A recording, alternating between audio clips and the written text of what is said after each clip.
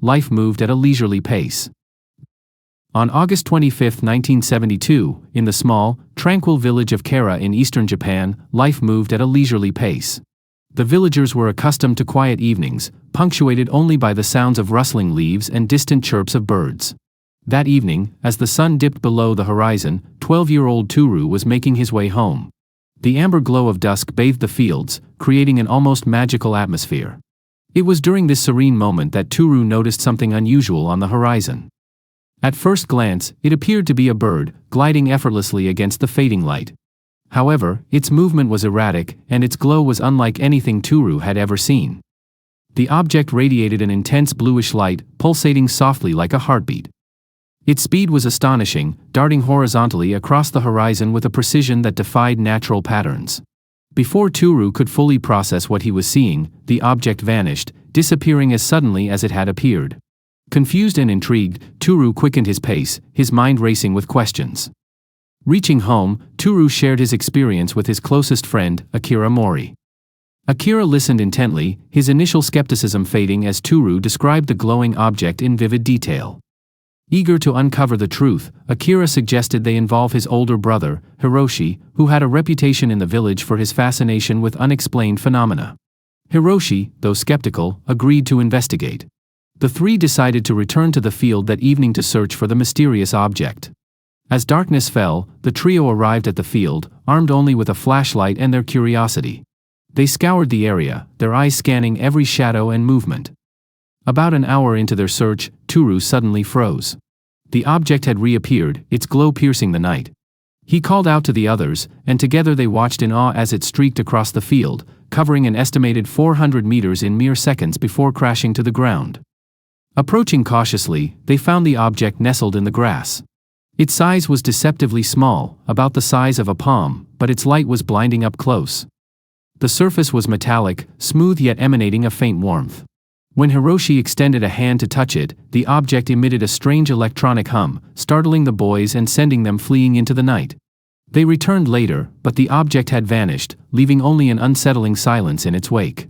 Determined not to let the mystery go, the boys returned the next morning with a camera. They found circular marks scorched into the ground, the grass around them blackened as if burned by intense heat. Measuring roughly 20 centimeters in diameter, the marks bore no resemblance to anything natural or man-made they had seen before. They photographed the site meticulously, hoping to preserve evidence of their discovery. The strange events did not stop there. On September 1st, the object made another appearance. This time, 5 boys, including Hiroshi's friend, joined the effort to document it. Armed with cameras, they attempted to capture the object on film. However, every photograph came out either completely dark or with the film inexplicably burned. The boys speculated that the object might have emitted some kind of energy field that interfered with their equipment. Their frustration only deepened their resolve. On September 6th, they devised a new plan. Armed with nets and buckets of water, they believed that moisture might weaken the object, making it easier to capture. After several tense attempts, they succeeded in ensnaring it. Triumphant, they brought the object to Hiroshi's house for closer examination. Under the dim light of Hiroshi's room, the boys studied their find. The object measured about 18 centimeters in height and weighed approximately 1.5 kilograms. Its metallic surface was unlike anything they had ever encountered, rough yet unyielding, resistant to scratches or dents even when struck with tools. The base featured a circular pattern with a small central hole, resembling an intricate piece of machinery. Despite their efforts, including attempts to pry it open with screwdrivers and hammers, the object remained impervious.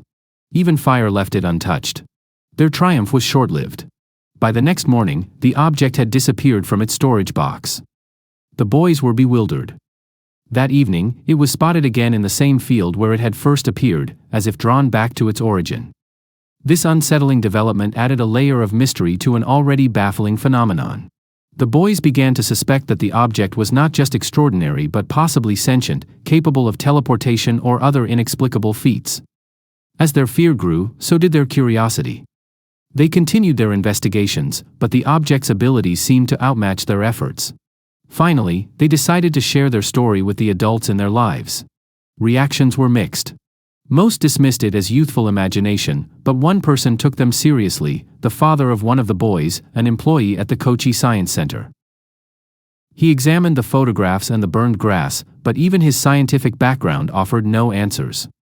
By late September, word of the event spread beyond the village, attracting the attention of local journalists and researchers. Reporters interviewed the boys and documented their findings, while investigators examined the site. Speculation ran wild. Some theorized the object was a military experiment, an advanced drone or device inadvertently lost during testing. Others suggested it might be of extraterrestrial origin, a probe sent to observe Earth. Skeptics dismissed it outright, calling it an elaborate childhood hoax. Over the years, the Kera object became a subject of fascination, a legend passed down in whispers and local lore. Toru, Akira, Hiroshi, and their friends grew up, but the memory of that summer never faded. The unanswered questions lingered. What was the object? Where had it come from? And why had it appeared in their quiet village? Today, the story of the Kera object endures as one of Japan's most enigmatic UFO cases. Its details continue to intrigue and inspire, inviting endless debate about the possibilities of extraterrestrial life and the limits of human understanding. Decades later, it remains a testament to the mystery and wonder that lies just beyond our grasp.